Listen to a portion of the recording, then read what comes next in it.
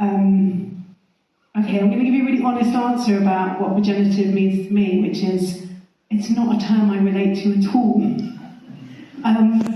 We work in an organic way, we use organic principles. I learned my trade from organic market gardeners and organic growers and biodynamic growers. So for me, I'm really firmly rooted in the organic movement. And actually watching that film was really helpful and really useful to see the term regenerative used as a kind of transition away from reliance on pesticides and fertilisers and artificial chemicals. The main way of building resilience is improving the soil.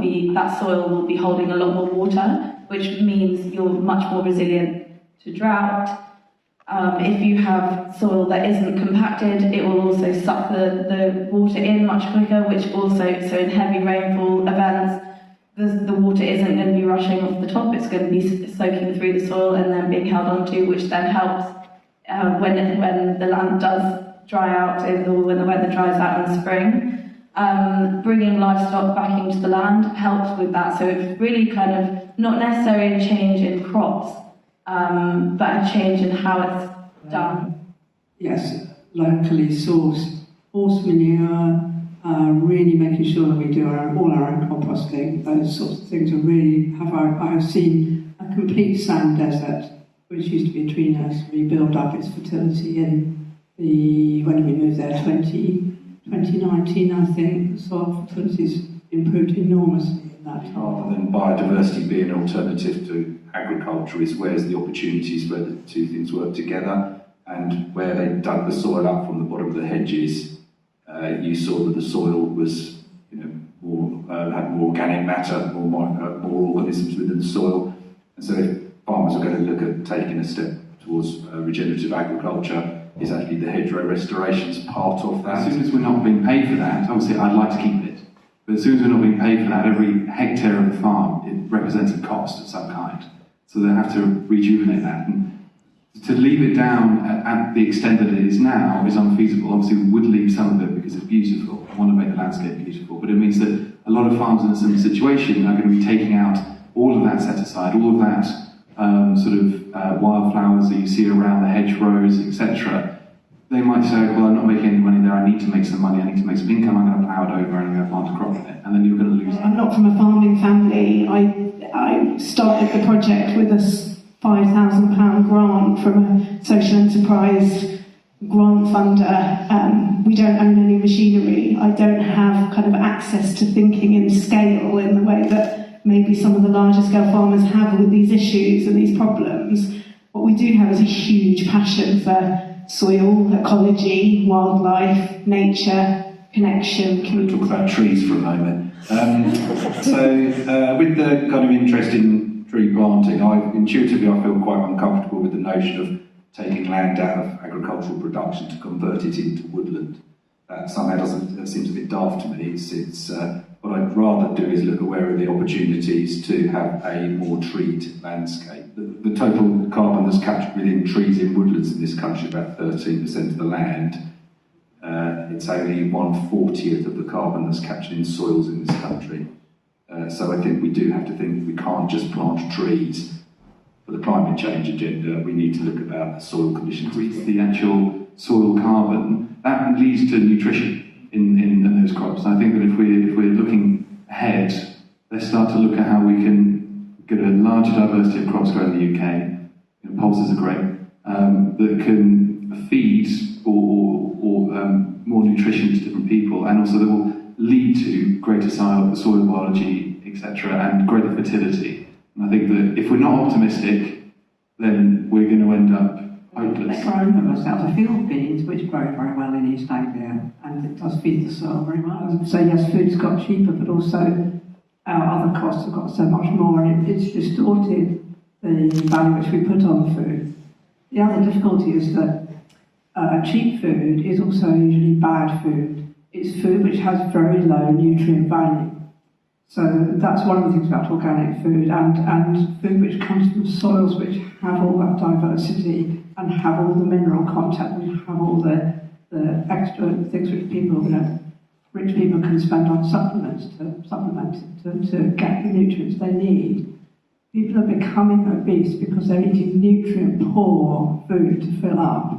We could all afford to eat less food, but organically. You just have less on your plate, but you actually feel more full because you're not hungry for those nutrients. And sometimes people are overeating because they're still hungry for those trace minerals which they really need. How much do we spend on our rent and our housing? How much do we spend on our food? For me, the problem is in housing and bills. And let's pay farmers more. We pay a premium to our farmers. We believe that farmers should be paid fairly, especially for delivering what they are doing, what they are delivering in the fields. But that does pose a problem down the supply chain. And so originally, Wildfarmed started selling flour to artisan bakeries and small restaurants and lots of Michelin star restaurants and those kinds of places.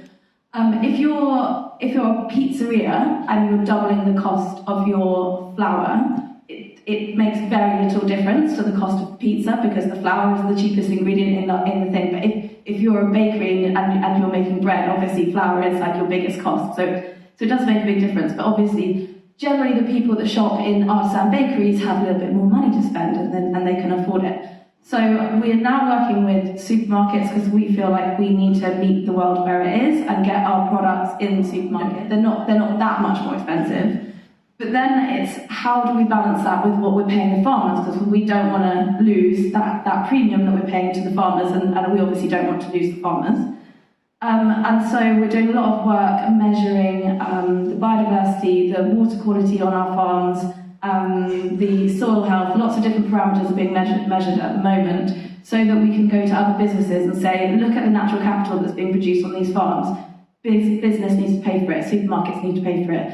And we are making progress. We have some water companies supporting some of our growers, so we're working with 5 different water companies across the country that are paying a per hectare payment to our growers to support them, because it actually saves the water companies money when there's less erosion from the field. The issue is more systemic. I know growers that are using food banks. If we're on poor salaries, doing what we're doing, trying to feed our communities, we're not going to be the ones that are able to fix, which is a really much deeper broken system. But what we can do is all come together and try and start thinking about solutions. So, for example, on Monday afternoon, I'm actually with Adrienne. We're hosting an affordable food skills workshop for market gardeners. There's 22 of us gathering in Norwich. And we've organised it, and we're bringing in Nourishing Norfolk, but you probably know of them, that help support community food hubs across Norfolk. And we're asking them to come and talk to us as market gardeners, with the context that as market gardeners we are not paying ourselves enough, and we cannot afford to give our food away for free, but we have a social conscience and we want to be involved in the fact that people around us cannot afford to eat well and eat healthily. And we're asking them to meet with us and say, what should we be doing? Where are the good practice? Where are the good examples? So maybe next time you can ask me that question, I might even have a different perspective on it, because it's not a problem that I have an answer to, but it's a problem it's vitally important to be asking that question. Potato producers, for example, they don't meet spec, the lorry turns up to the factory, it doesn't meet spec, they dump it in a field and some pigs eat it. And that's a huge loss for that business. And I think the other thing is the perception that these large potato growers, veg growers, etc. are running and they're making a lot of money. I know that some of them, they're £100 million turnover, and they're making not even 1% of that in profit. And something happens, the diesel price goes up by 0.1 of a p, and suddenly they're going, oh my goodness, what are we going to do? And they're panicking. Yeah, I'm not saying it's the farmer's situation, it's the contracts that are coming from the supermarkets. It's literally, it's on the farmer's shoulders to carry the burden of those losses. Yeah. And I mean, I work in a charity that deals with food, and we're always last year we used £68,000 worth of surplus food that came from the supermarkets around us. That's just one charity, and those farmers, like say, the contracts are just getting torn away from underneath their feet when they're just about 6 weeks from harvesting or 2 weeks from harvesting, so the debt lands on the farmer. It's not them that I'm saying they're overproducing. It's the contracts and the demands that are being made from the supermarkets that they're not being fulfilled. We could all afford to eat less food, but organically. You just have less on your plate, but you actually feel more full because you've you're not hungry for those nutrients. And sometimes people are overeating because they're still hungry for those trace minerals which they really Quite a need. lot of debt in farming as well, and actually the ability to change to a regenerative system. And that risk of losing, you know, as she said when she was looking at the combine yields, they had lower yields than they used to. Well, if you're in debt and you need that income, that half a tonne, that quarter of a tonne is the difference between able to make that payment and not. And so to take the risk to then change your practices to a regenerative practice is very hard for lots of people in that situation, and they've got a lot of financial pressure on them. So I think it's coming from both ends. It's the willingness of people to pay for that food, which is again the financial question, and also the ability of farmers to be able to meet that need, and whether they're going to be able to actually farm regeneratively and make it profitable and be able to survive. Which So that first year is very experimental, and so without the underlying support from government, I just don't think we should expect the farmers to take that risk, really, to be honest. I think it's improving the land for everybody, so it should be supported by the government. Saying about the cycle of debt in farming, that was helping farmers to cover that cost of going regenerative, because it paid for the cover crops, it paid for reducing the amount of fertiliser you're putting on, it paid for the risk of starting to farm no-till, etc. And it actually paid you to turn your farm organic as well. It took away part of that risk. Yeah. Agroforestry.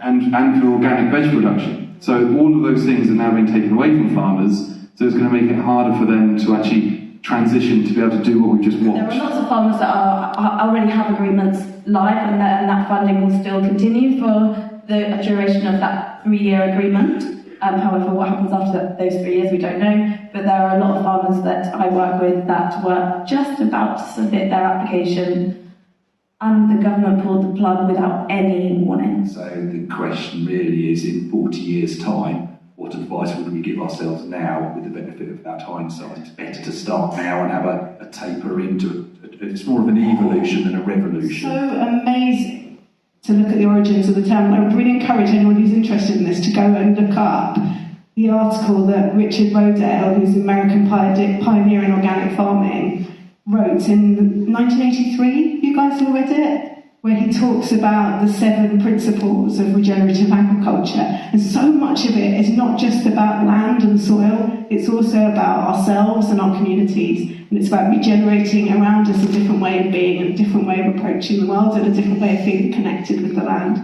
So in a way, I guess I'm still learning what that term means, because it's not a term I've needed before in the way that we work. We've just always worked in this way. But it's really wonderful to watch a film like that and see other people feeling it, building their relationships with it, understanding what it means for them, and beginning these kind of transition journeys. And that was really nice to watch the film and feel that. So thank you, yeah. As you say, it's preparing and looking how we're going to do things in the future. As you say, it's preparing and looking how we're going to do things in the future. As you say, it's preparing and looking how we're going to do things in the future.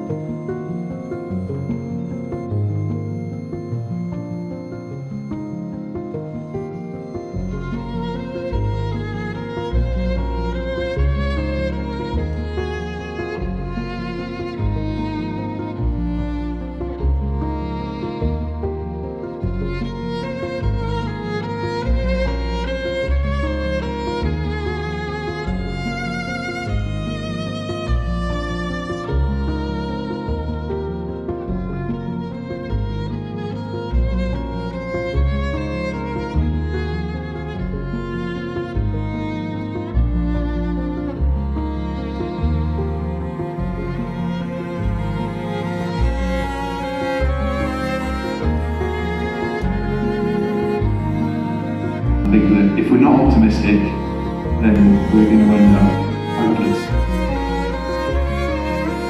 The main way of building resilience is improving the soil.